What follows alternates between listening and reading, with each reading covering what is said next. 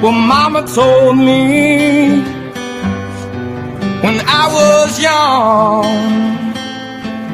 said sit beside me, my only son, and listen closely to what I say.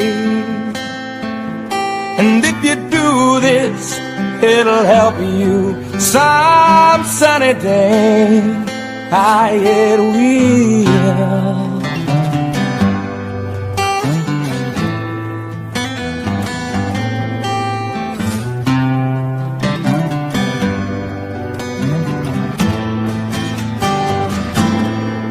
Oh, take your time, don't live too fast. My name is Scott Saylor. I played Division I football at the University of Maryland on a full athletic scholarship from 1985 through 1989. From your experience being on a full scholarship, how do you feel about college athletes getting paid extra money? With college athletes being paid, I think it opens a can of worms for the NCAA. They're going to have to police it, and you're going to have some teams like the Alabamas and like the Clemsons, teams that have had a lot of success in the past and have winning programs right now. They're only going to get that much better, and it's going to be harder for some other teams to compete and be able to pay their players like the Alabamas and the Clemsons and maybe the Oklahomas. So I think the NCAA would have their hands full with the monitoring and really the checklist to make sure everybody's paying the fair amount. And I know there's going to be limits to what the student athlete gets paid. What are some issues that you could see arising from paying these college athletes?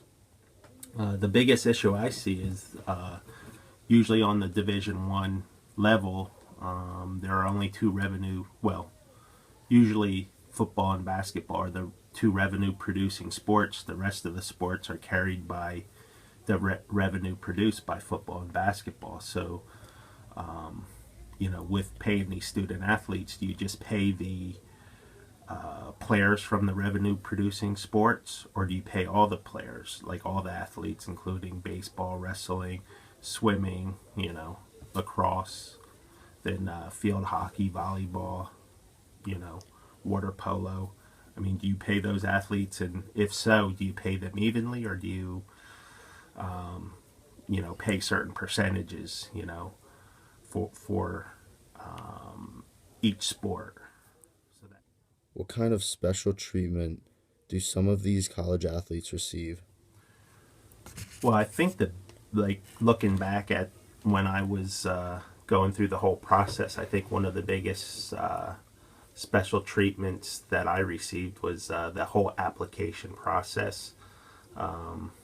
Once the school offered me a full scholarship, beforehand they really looked at my SATs and my GPAs and made sure I would qualify academically. So once they make that offer, I never had to do any applications, like fill out applications, write essays, go and interview with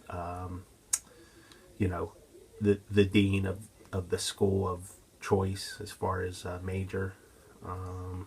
Another privilege we had as a student athlete is that because of our schedules or practice schedules, we were always when we signed up for our classes, we would be like the first to sign up for classes, so we could get our time slots taken care of as far as freeing up our afternoons for practice and workouts. So with the admissions and then class scheduling, and then there were other things like outside of academics that we had privileges, like because of our practice schedule, we had a separate dining table for the meeting dinners with the football team, because we would practice late and usually the dining halls were either closing or close to being closed. So we would go to our separate dining hall and have dinner there, and that was